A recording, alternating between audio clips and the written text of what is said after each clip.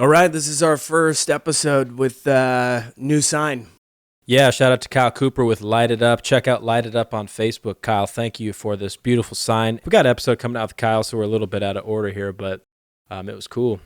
But hey, we had a big weekend, huh? Yeah, we did. I think you did. Did I have a big weekend? I definitely had a big weekend. You ready to talk about it? Yeah, I told you that we had to do a whole episode. Not a whole episode, but I wanted to talk about seeing Motley Crue, who is my favorite band.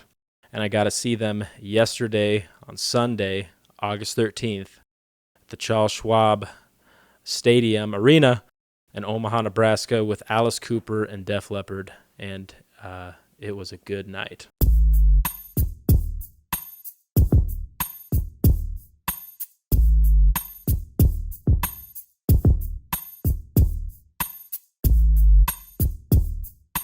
So I think this is the third time I've seen Motley Crue live, and I was going to tell you about it. So the first time I ever saw him, I was in high school, and it was on my friend's birthday, and his parents got us tickets because they knew that was like our favorite band.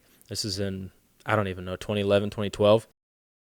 And I knew, so it was New York Dolls, Poison, and Motley Crue.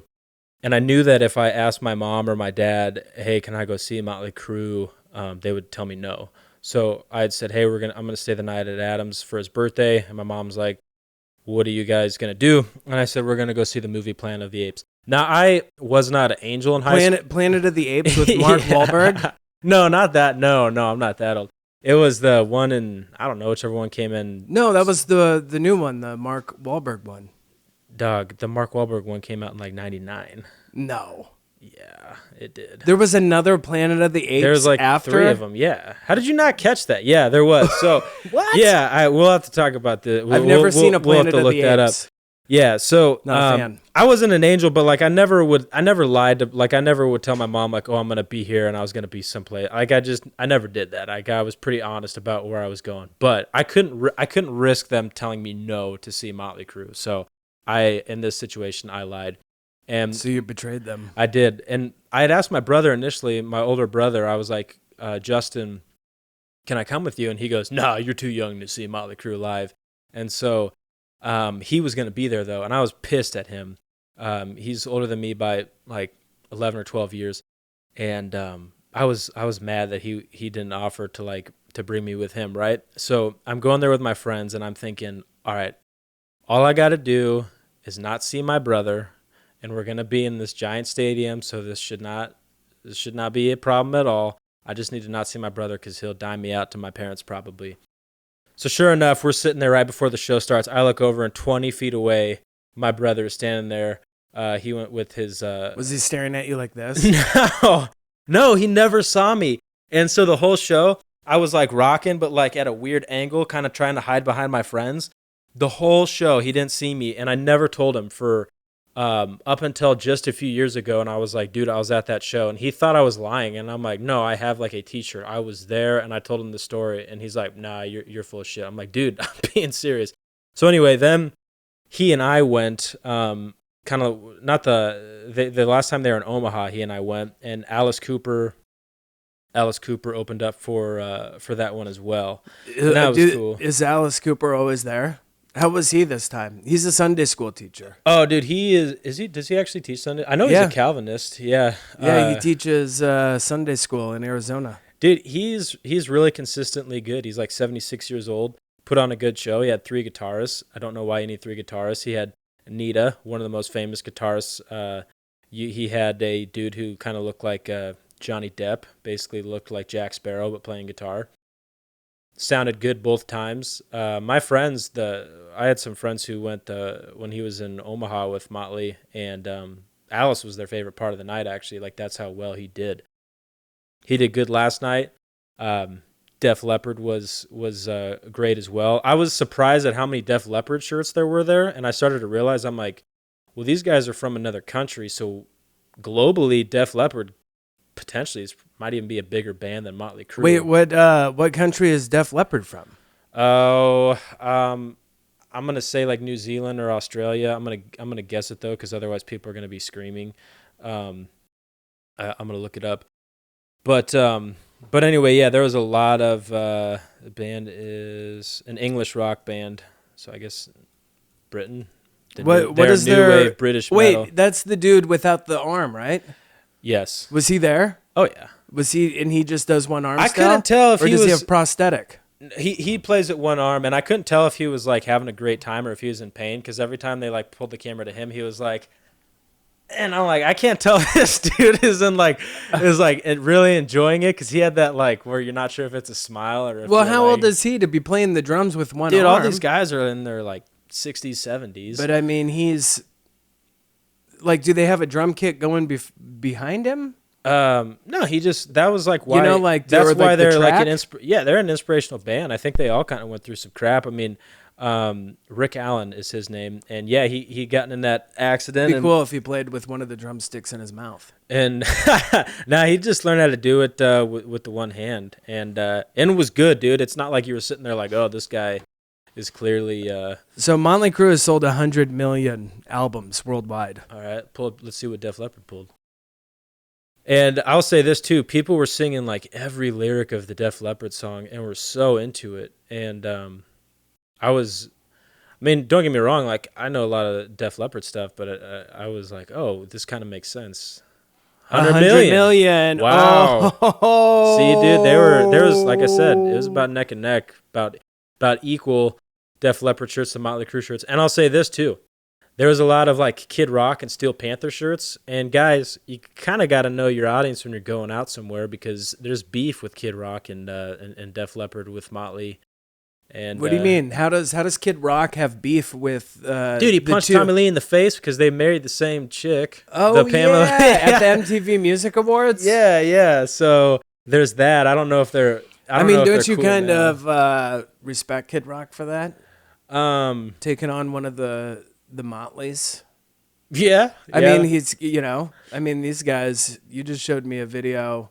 Yeah. Yeah, I mean. Because they were throw always, down, I mean, dude. they were always like killing people and like right in auto wrecks. Vince Neil, No, but here's the deal, dude. manslaughtered someone, and they were like, Yeah, but here's the deal with that. Is that that's probably why he's so tortured. well, dude, he also had a daughter that died. I mean, here's the thing with that auto wreck though was that Vince Neil's ex-wife even was like, I don't think she's like Vince wasn't drunk when he was driving because I don't think. It's California, so you already know how it is, right? Those are narrow streets. It was raining. And Vince Neil said that, like, after the accident, the cops ran up to the car and were like, his car reeks of booze. And he's like, yeah, we went out to buy booze. That's why, all So those... it spilled everywhere. Yeah, so he's like... Because Vince basically said, he's like, I wasn't drunk. Like, he just said it was bad weather. It was a tight road.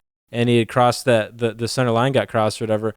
Now, obviously, the story that the way people remember it is that he was drunk. But like I said, even his ex-wife was like, I wouldn't have let him drive if he was drunk. So I'm skeptical about that. But yeah, they're the bad boys of rock and roll. And they have that reputation for a reason. Now, there was also a guy with a MAGA hat on. And I was kind of like, I don't know if Motley Crue is the place to bring your Make America Great Again hat. Dude, maybe leave that one at home. It is when you're a guy who just wants to fight. Yeah, hat, because I he don't was know. probably like, say something. Say something to me. So here's what I was worried about, though, is that every time you go see a show like that, I've always had goofy drunk people who kind of ruin it because then you start having to worry about them acting a fool. Like the last time I saw them, there was a drunk chick who was dancing, and this drunk guy came up to me and was like tapping me, and he's like, yeah, you like that? You like that? And it's like, when I'm seeing Motley Crue live, I'm like the kid from A Christmas Story who, when he's about to meet Santa, like that's the focus I have. And I'm like, sir, just please leave me alone. Because again, this And he chick- was grinding on you? no, this girl was dancing in front of me, and then he kept tapping me and asking me if I liked it. And he was going like, I'm like, that's not. No, sir, please stop talking to me. Wait, was this assigned seating or could you go wherever you wanted? The last couple times I've seen him, last few times I've seen him, it was assigned seating. So Okay. yeah, it was just some dude standing next to me. So I was kind of worried about that. Just people being obnoxious. And then the band walked by us the last time I saw him, and this drunk guy screamed and like tried to jump over a security guard and like knock Tommy into my brother and I, basically. And so that was weird too. So you got Tommy. So yeah, my brother touched him, and we were excited about that. So anyway, caught him like in a romance one, yeah, where, like, he caught him, and then and Tommy's like, "Whoa, bro!" He saved Tommy's life. So anyway, I was a little bit worried about who we were going to be sitting by, and so we get there, and I see like a father with his daughter, who's like early 20s, and I'm like, okay, they're going to be cool. Guy in front of us, father and son in his 20s, people next to us, husband and wife, and so then the other, like, who filled the rest of the row in front of us, though, and I was so relieved, were old school lesbians, like lesbians in their mid-40s to mid-50s, and nobody wants to have a good time but keep to themselves like old school lesbians. Like, you put me in a function, there's two demographics of people that I kick it with right away, just naturally. Been this way since I was a kid. Black dudes and old school lesbians. When were you around old school lesbians as a kid? What do you mean since Dude, you when were I was a in kid? high school, like, one of my best friends was a lady I work with, and she was an old school lesbian. So I've always one of your best friends was an old lesbian? Yeah, in high school. Was she like the librarian? No, I just worked with her, and she was cool. Called her grandma. Where did you work? Where did At you a work with restaurant. her at? At a restaurant in Fremont. So Did they serve pies there? they did. Did she make the pies? No, she didn't make the pies. But How about did the two old school lesbians, did they have short hair? yeah, Was it gray? talking about like at the show, Yeah. or they all had short hair, but it wasn't gray. They're in their 40s. Were they plump? We're playing Guess Who. No, they weren't, dude. Again, you gotta think, man, like, got those like old school like lesbians from the 90s, like those are a cool crowd to chill with. Did they have scars on their face? No, dude. You said 90s. For some reason, I pictured 90s lesbians. being all scarred No, up. dude, not at all. You gotta get a with knife the fight. crowd, man. They like I said, I was instantly relieved because I'm like, okay, they're gonna have a good time and they're gonna keep to themselves. They're not gonna turn around and like bother me or whatever. They sat down to Girls, Girls, Girls, which was a little bit odd because that's kind of their song. But anyway, so we had cool people that we were sitting around there, and it started a downpour during Alice Cooper set, and there was like one like drunk wine mom there who kept turning around and going like to everybody, and again, like, I don't want to talk to her, and she, like, this isn't a team sport, by the way. When you go to a concert, like, just watch the band. You don't need to make friends. And she kept like looking around and was like, what is it? And it's like, okay, someone get their mom, please, and just have her watch the show and not try to like make this a group activity. But besides that, it was all of that was cool. Like I said, the crowd was cool. The people around us were cool. And so did Vince Neil come out and just start squealing like a little piggy who can't breathe? He was a little piglet. he's always doing his best. He was always doing his best. I'll say this. So he did. So Ryan Roxy of Alice Cooper, which I tried to get him on and never heard back from their management. Ryan, you bastard. I still love you though. Please come on our show. He was great. Again, Alice Cooper's guys were all great. Def Leppard, they sounded amazing. The other thing, though, I don't know what I was going to say with the crowd, is generally, like, not always, but generally, 45 to 55-year-olds are the absolute worst people at concerts. They always act a fool. And I think it's because they're just, like, wound a little bit too tight, and so it's their one night to kind of let their hair down. And every time that there's a concert where you have that, I've just noticed it's been horrible. Like, I went and saw G-Love and the Special Sauce, and two dudes in their 40s got in a fight in front of me, and one dude smashed a pint glass over the side of the other dude's head, and the dude was just Sounds like awesome. standing there just like bleeding the rest of the show. Like, how horrible of a person do you have to be to smash a pint glass on someone's head at G-Love and the Special Sauce? Have you ever listened to G-Love? No. Very chill music. So I was a little bit worried about that because that's kind of the crowd that turns up there, but at least where we were sitting at, people didn't act a fool. But dude, when Molly came out, it was so awesome that the security guard like stopped what he was doing, like stopped doing securitying, and just started like recording the show, which I've never seen a security guard just like pull out his phone and start recording. Their entrance was awesome. Just, hey, I think he's just pumped to see them. They came out to, I believe, Wild Side was their first song, and I think the dude just the best concert intro that I've ever seen is Red Hot Chili Peppers, Californication tour, and then the Foo Fighters open for them. Wow. You saw this live? Yeah. Wow. At the Civic Auditorium that used to be in Omaha before they tore it down. There was no assigned seating. It was just general admission, fight for the best spot. Yeah, yeah. And it was awesome. And so the Foo Fighters go on, then it's black, changing bands, and you can't see anything, and all of a sudden you just hear doom, doom, doom, and then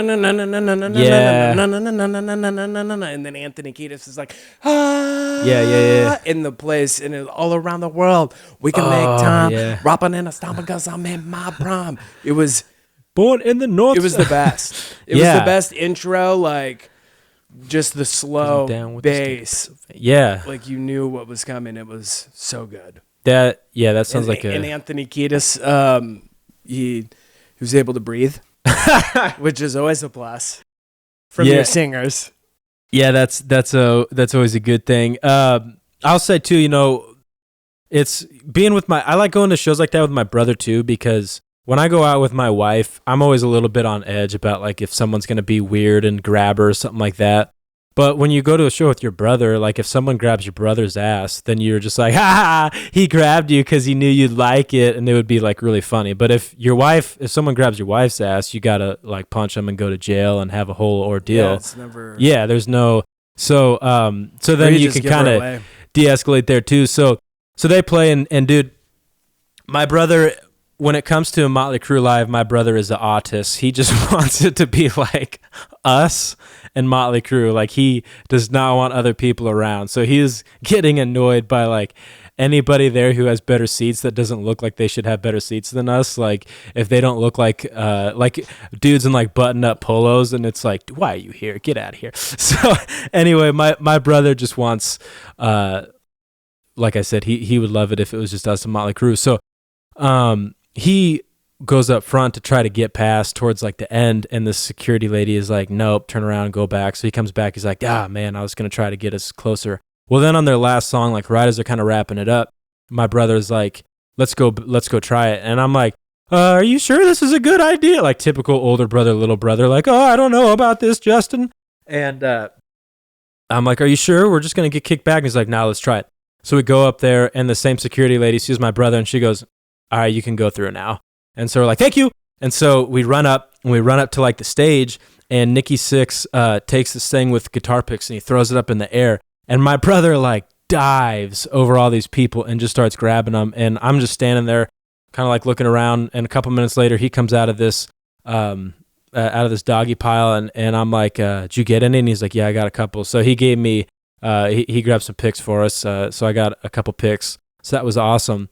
But the whole night, and I mean, leading up to this, and you know this, I've been trying hard to get backstage to meet him, to get something going there. And I knew someone kind of within the realm of the band, not like some dude rigging lights, but somebody who kind of had access to the band who was going to be there. And I was like, can you get us back there? Can you hook us up? And he's like, nah, I can't do that. And so I talked to that guy at the show though, and he said, well, hey, if you want to meet them, this is where they're going to be afterwards, and maybe just hang out there, and you might get a chance. And so I was talking to my brother. I'm like, should we do it? We looked up where they were going to be. And was it a hotel or a bar? Yeah, okay. It's a hotel.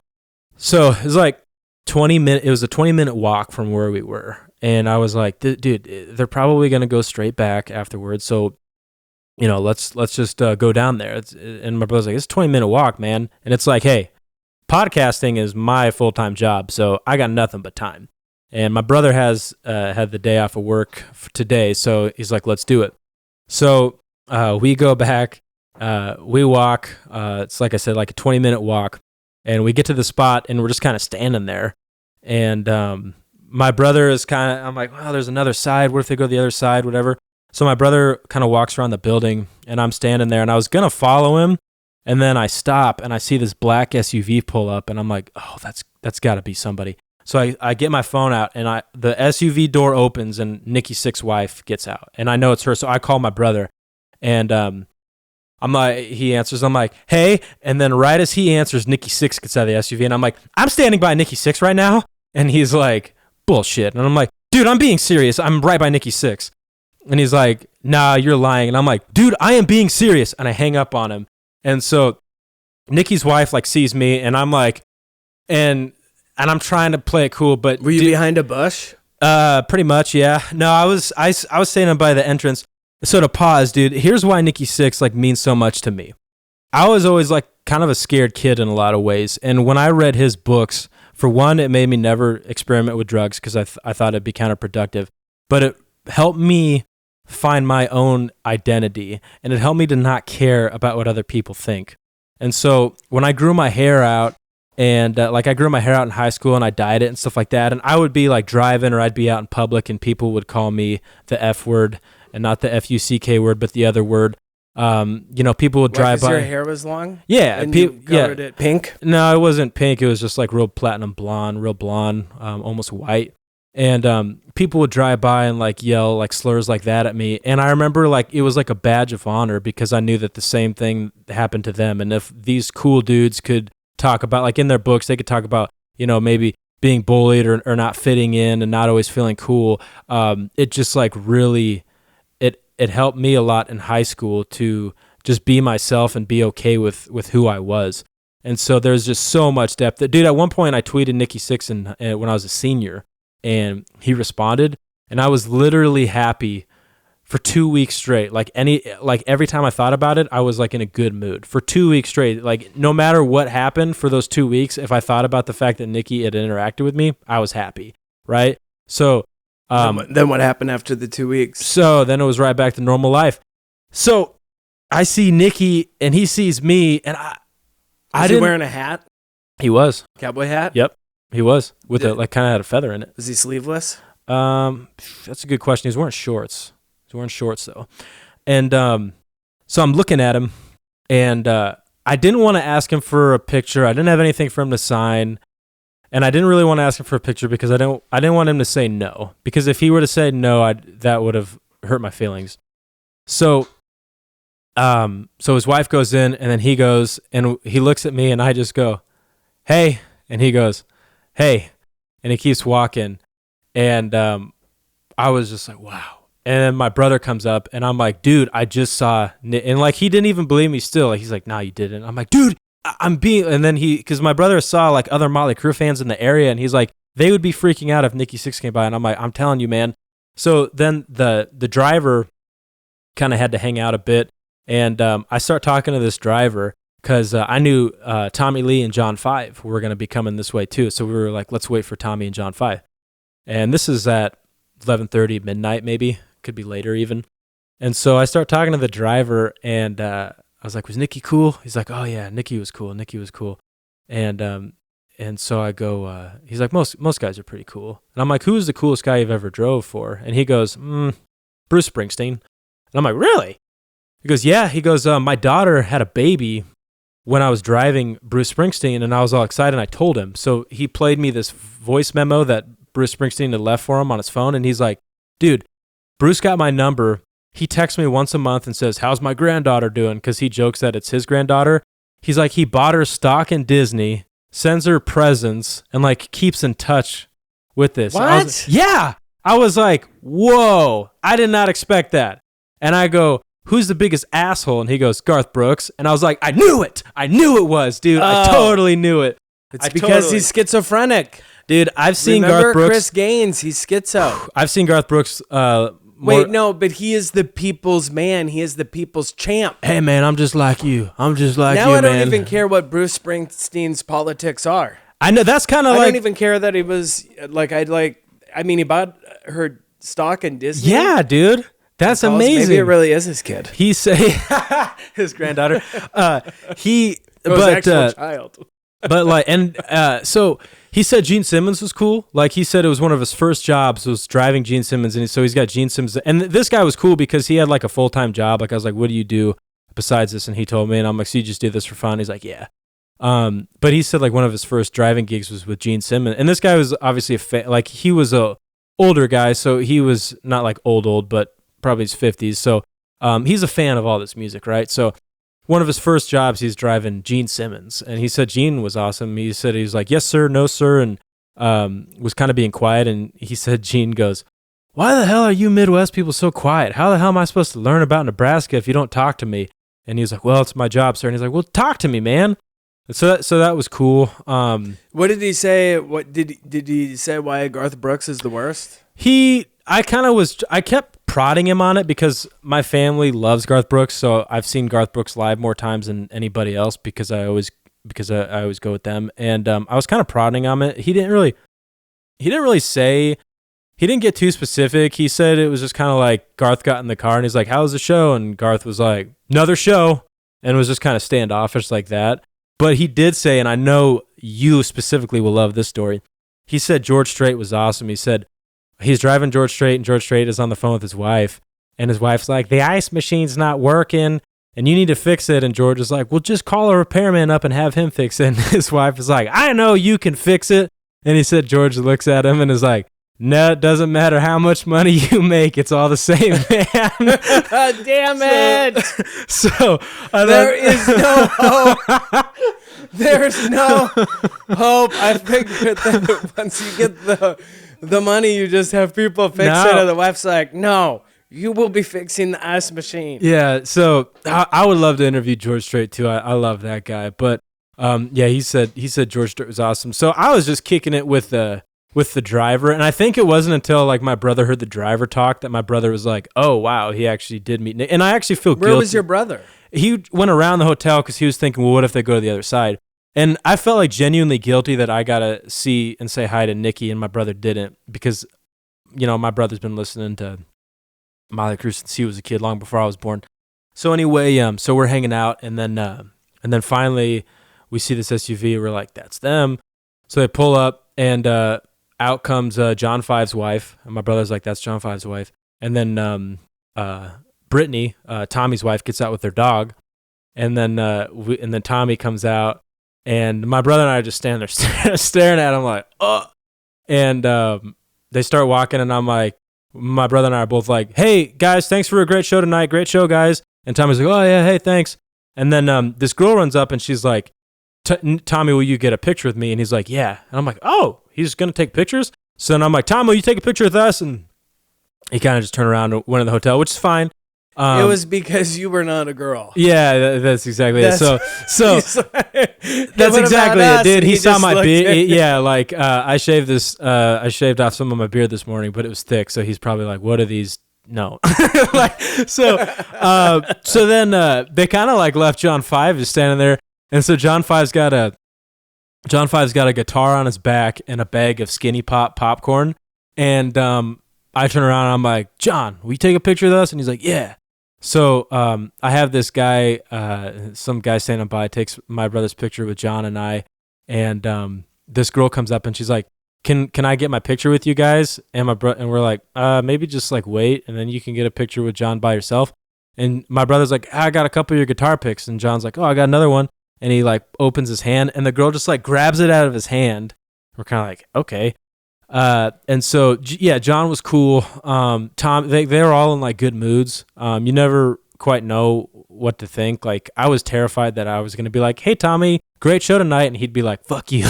Yeah. like I was joking with my brother. I'm like, what if my brother had on a Motley Crue shirt, and I'm like, what if you were like, great show tonight, guys? And I'm like, what if Tommy stopped and was like, you think you're a fan?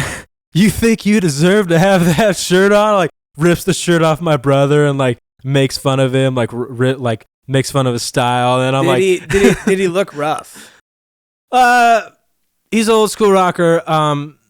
He kind of looked like old school lesbian, to be honest. But anyway, like, is he turning into like a Steven Tyler? No, he just had like the short hair. He just had the short. Dude, Tommy's been through a lot, man. In all seriousness, so I mean, he looks actually. No, he doesn't necessarily look rough. Like he is 60. He's sober now, so he actually looked pretty healthy. Did you yell? Remember when your son knocked you out? No, I didn't. Dude, you're gonna ruin my chance of ever getting an interview with these guys. No, what I mean, like, I know it's. You're gonna blow it for me. Yeah, I don't have anything to say counter that. I'm just like, yeah, I might might blow, but I might be the reason. I might be able to work something out. So I was joking with my brother though. I'm like, what if he a double-edged sword? Yeah. I'm like, what if he would have like ripped your shirt off and then afterwards you like call your wife? She's like, how was it? We got to meet Tommy. Didn't go exactly to plan, but it was okay. But no, it was awesome. It was just it was a good experience. Nikki was cool. Said hi. Can't ask for anything more than that. And that's probably the interactions they want to, right? Like he knew I was a fan. It's blatantly obvious, right? So I'm sure in their mind, they probably would rather have the guy that just is like, hey, doesn't ask for anything from him, doesn't ask for the picture or whatever. Obviously, I asked Tommy for a picture, but it's only because I thought I had a chance. But yeah, I got the picture with John 5. But yeah, dude, it was an He just totally cold shouldered you and looked over. Who are these dudes? But dude, and then like John 5, John 5 played for David Lee Roth, played for Manson and some of like Manson's peak years in the 90s. Played with Did he Rob dress Zombie. up as a weirdo? Did he drink his own pee? I don't know if he drank his own pee, but I think he did dress up like a weirdo for Manson. I think they drank each other's pee. Wow. Well, I wonder if it was John. Is he named after Short Circuit? Johnny 5? No, he said that his first meeting with Manson was like, your name is John 5 now, and he's just kind of kept that moniker or whatever. Why did Manson name him John? I don't know. I think it's after Short Circuit. You've seen that movie, right? No. Johnny 5? From the 80s, Short Circuit with the robot with the eyes. I know what you're talking. Like I know the robot, but yeah. Yeah. But I did because one of the guys I'm kind of interviewing in prison was like, if you ever go to a concert, can you record it for me? So I was recording it, and then I felt kind of weird doing it, so I turned around to the guy behind me, and I was like, sorry for recording. I got a friend in prison, and he asked me to record some of the show for him. And then I instantly like regretted saying anything because I'm like, I probably should have just. Who did you tell that to?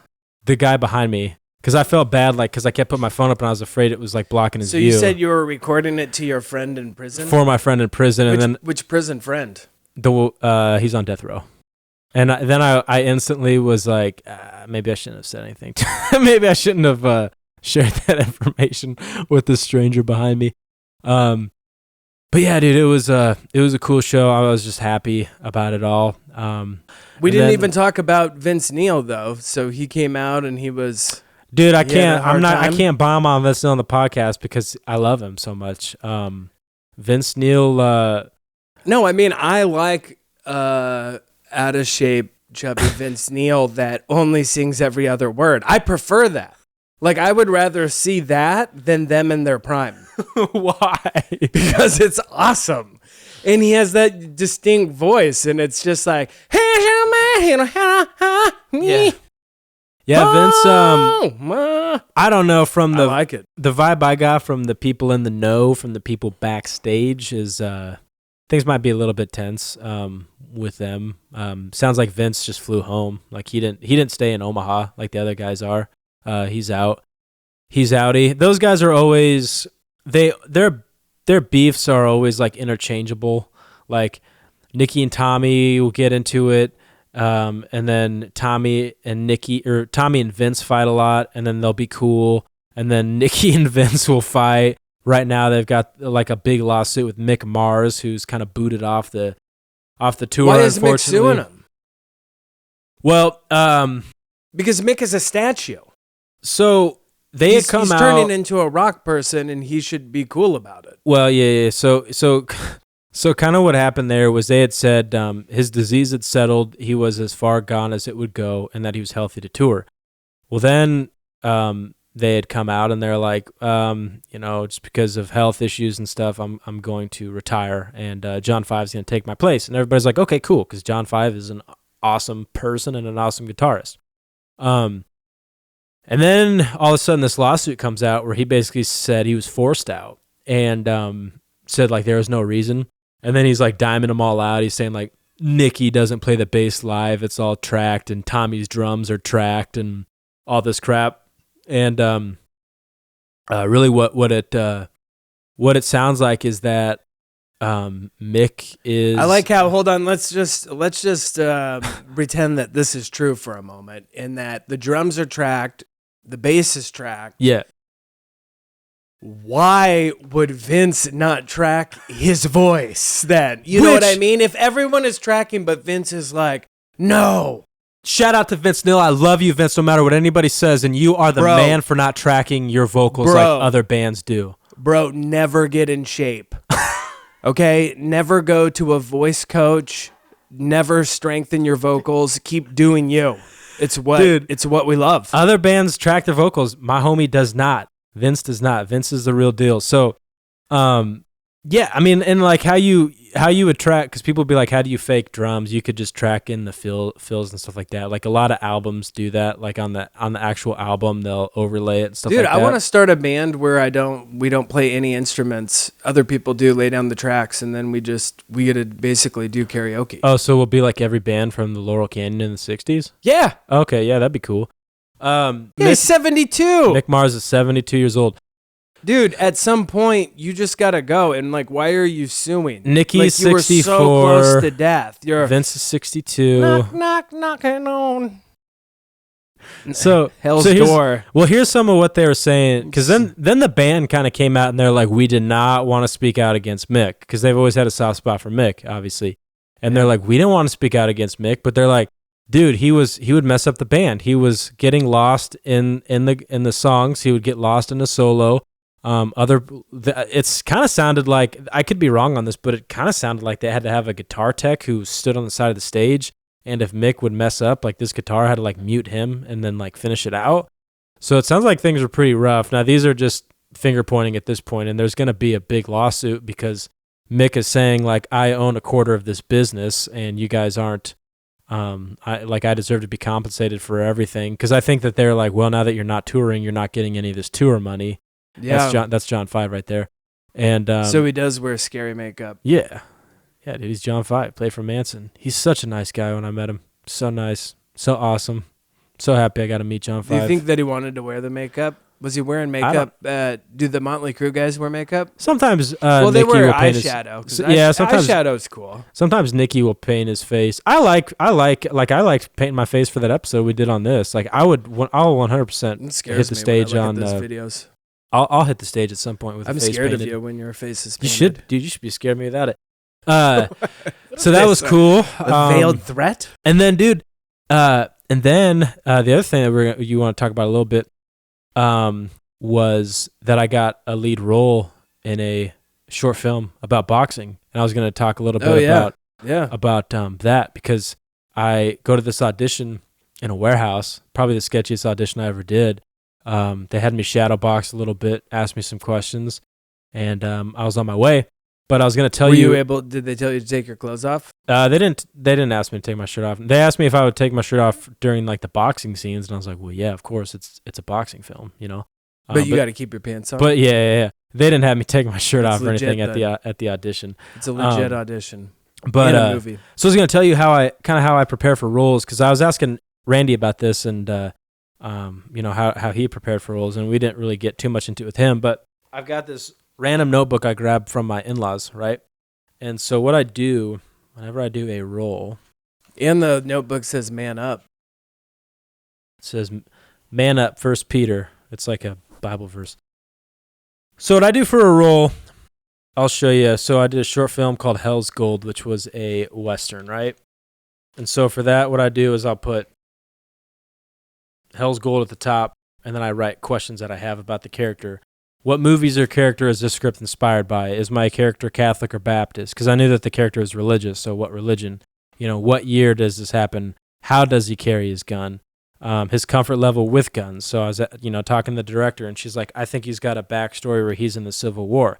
Well, that's good to know, so then I can kind of come in and say, well, what did he do in the Civil War? So then I make a watch list of like every Western ever, and then I sit here and I watch these until I find something that I can really dial in on. And then I make a reading list as well, so like Hell's Gold reading list. So I immediately, once I know I'm getting a role, that's what I do to start the process of getting prepared. I reach out to the director and I say, what films or scripts, what shows, whatever, what inspired this or inspired the character, what should I watch? Like, what are you looking for? What style, what theme? And I get that from the director. This is after the Civil War? So the Western film that I did took place after the Civil War. So what I did was I found a book on, I think it might have been called Living Hell, but I could be wrong. But I found a book on like the horrors of Civil War because sometimes it could be overlooked. But if you think about it, obviously that would be like the most horrific thing, to be injured at a time when they didn't know about germs. Oh yeah, so, it would be the worst. And they were just shooting like round balls into each other. So I like read this book, and then I would think like, okay, when my character closes his eyes, this is what he sees. And so I'm like reading this book, and I'm thinking it through. I'm watching these documentaries, and I'm trying to get this kind of stuff in my mind because I want what was in the character's mind in my mind, right? I don't consider this like method acting. I don't know what you even technically call that, but I didn't become the cowboy, right? So for that role, I'm watching these Westerns, watching a variety of them, A Fistful of Dollars, Blazing Saddles. I watched Wild Wild West even. With Will Smith and Chris Klein? What do you mean that has nothing to do with the Civil War? That's like space trains. No. This, because it's not it's my character is a veteran of the Civil War. It's not a Civil War short film. It's basically about a cowboy who is super religious, and these robbers are trying to swindle him out of some gold that he found, right? And they try to use Wild West, Desperado. They try to use religion for it. Now, what I realized with the script for this one in particular was that I was going to be kind of like the alpha male character, and that these other two characters were nervous in my presence, right? So I'm watching the movie, and I watched it when it first came out. I was in like probably 7th grade. The Assassination of Jesse James by the Coward Robert Ford came out in 2007 with Brad Pitt playing Jesse James. I watched that movie as a kid, didn't really like it. I watched it as an adult, fall in love with it. It's literally now one of my favorite movies, potentially in my top 5. And there's a couple scenes where Jesse James is talking to these guys, and they're terrified of him, and they're trying to keep it cool. And it very much reminded me of how this film was going to go. And there's a couple of facial expressions he did, which I completely, like, I practiced doing the expressions like he did. Very subtle stuff, very, very subtle stuff. But I would practice these facial expressions like he did because I thought they were so, like, perfect. One of them is in the scene where the guy he's figuring out one of them might have snitched on him, and he's like, "Why are you being so squirrely, Ed?" or something like that. And like the way that he's watching this character, and the way how uncomfortable the character is, and how he's maybe feeding off of it a little bit, or maybe how he doesn't even notice that they're not comfortable around him. Like, that's the kind of thing, like, I need a scene like that I can just sit there and like watch over and over again. And so that's kind of like what I'm looking for. So I instantly, with this boxing film, I start making a reading list, a watch list, questions I have about the character. One of the things that I need to do with this character is figure out how to add some more depth to him. So I got to come up with the backstory. So I'm studying boxers, studying fighters, all of that. So that is kind of my process of how I get into character. People have different ways to do it. The other thing I like to do is I make a playlist. I make a playlist of either songs that I think the character would listen to, or songs that remind me of the character, or songs that get me excited for the role. I'll make a playlist of that. And I haven't started it for this character yet, but I will really soon here. And then that way, when I work out, when I do things like that, it helps me get in the role. So what's the role? What is the movie about? It's interesting. It's about a boxer who uses boxing as a form of self-harm. Okay. So I'll keep it at that, I guess. But it's going to be by some people who I've worked with before. Last time I worked with them, they were very professional, very legit. Looks like a real movie. It doesn't look like a guy recording it on his phone. I've auditioned for movies. I've been in short films. You never quite know what you're going to get. I think everybody I've worked with has been cool. Some more professional than others in certain aspects of things. But overall, great experience. But there's always a chance that you could have a bad experience with it. So I wasn't even going to do any more short films because you and I have got stuff that we're trying to get made, right?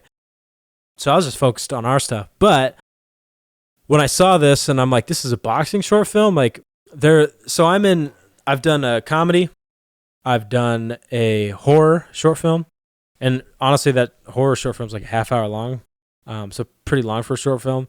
And then I've done the Western, where I'm like riding a horse and I'm wearing old cowboy clothes and stuff like that. Like, there's not a lot of opportunities where, like us being in Nebraska, where you're gonna get such a like diverse, range of roles like that, and that looks good for a reel. You know what I mean? But then for a boxing one, even more so, because we're gonna be in a ring, we're gonna be at an actual boxing club doing this thing, so it's gonna look great. I think I was obviously excited about that. That'd be cool. So if it's basically a guy that does boxing for self-harm, like you're gonna get punched in the face a lot, probably. Well, I was kind of going for, if they cast all the roles, do they need someone to punch you in the face? I was going for kind of the crazier character, and then when I saw, I'll be honest, like when I saw that I was kind of getting like what would be essentially like the main character, I was kind of like, oh man, because I was thinking about this other one, and then I realized like, wait, there's so much I can do with this. And then I was like really excited, because then I realized like, wait, I've got a lot of fight scenes, a lot of stuff that we're gonna have to choreograph, a lot of screen time, maybe a little bit less lines, but still a lot, still a good amount. And then I was like excited for it. So I mean, I'm even like for this role, I'm just gonna do boxing workouts too. Like like the trying to get my body in the proper. I got to look like a boxer, right? Yeah, yeah. You gotta like axe wood. So I think I'm gonna go. I told them that's a big part of training. I told them when we were doing the casting, I said I think this role is a middleweight, and so I'm gonna try to stick to that 170 to 180 range. And they're like, yeah, okay, cool. I told them, I'm like, I can go lighter if you want. And they're like, whoa, no. They're like they were, and I'm like, I'm not going to drop 30 pounds for the role, but if you need me to get to like 160, I could do it. I wouldn't want to, but I could, or if they wanted me to get up to 180, that would be hard. I don't know if I could do that. Like to gain 10 pounds of like legit muscle in a month would be HGH, bro. Yeah. Like in a way that doesn't, I don't want to do. Look, I really believe Mickey Rourke did it for the wrestler. Dude, I think that steroids should be legal in sports. I think that anybody should be able to do steroids and talk about it. I just don't want to. But I really wish that actors would just come out and be like, I'm on testosterone. Because then what happens is they go on Muscle and Fitness and they're like, here was my workout and diet, and this is how I got it. And then I've done this so many times in my life. Then I try to replicate what they did and I don't get the results that they did. And I'm like, what the hell? Well, yeah, you need dude. The needle, bro. Yeah, the needle. Yeah, it's because they've got like testosterone or different types of and all that's cool. I think I'm okay with that. They were cool with it in the 70s and 80s. Even Arnold's like, just say I do it. Just say that that's what you do, so that way kids aren't so that way high schoolers aren't out there trying to replicate what you do and then getting discouraged because they can't pull it off. And like the high school kids need to know that they have to go to Mexico to buy the medicine. When you're in high school, you should have so much testosterone going through your body. Like I wouldn't look. And here's high school kids, don't do testosterone and shit like that. Don't do it. Just stick with the protein powder maybe, and stick with creatine. Don't go on stacks and stuff like that. Right? When you get older, you can, but I don't want to do anything that's gonna mess with could potentially mess with my actual testosterone and stuff like that. I mean, like I ate a shitload of red meat, so I feel like a caveman half of the time. Like so I think I'm good in that aspect. But anyway, so yeah, I'm going to to get in shape for this role. I work out and obviously do jiu-jitsu a lot anyway. I'm just gonna be more consistent, maybe more careful about what I eat. For instance, this morning, I wanted to grab a handful of M&Ms on the way out of the house, and I was like, can't do it. Got to get in shape for this boxing role. So, even though, it's a short film, you got to realize like these short films go around to a lot of festivals, legit festivals. They get seen by legit people. And I do this, I take this stuff so seriously because I love it. I like to play music live, right? I like to record music, and I thought like, man, this is really what I love to do. And I do. But when I started to act on film, it was like, wow, like I really, really, really enjoy this. Like I absolutely love it. So people always say like, do you get paid or this or that? It's like, usually it costs me money to do a short film because I invest in stuff. Like I invest in, there was one role, it ended up getting canceled, but I played a veteran whose brother was a veteran and his brother had died. And like, I went out and got custom dog tags made of like his brother, and all this stuff. Like I'll go like invest in the costume if or whatever, if I don't think that, the production has the budget for it, I'll spend my money to do it because I just love it. So start to wrap it up. You got any comedy dates you want to push here? Yeah, man. I'm going to be at the Lark Theater on August 26th at 8 p.m. and that's in Hastings, Nebraska. So there you go. Tickets at Eventbrite. That's it. So come check it out. Cool, and our next episode after this is the hilarious Dave Landau. Gang, the Dave Landau deposition, I call it, just because of how it was filmed. Yes, there we go. Thank you. Like and subscribe to keep us alive, Toolshed Art Club, and mildly, softly, click the subscribe button. Don't break a mouse or a keyboard or anything. Just click the button like a normal person and subscribe, please. Please. Thank you. Just like this. Just pot.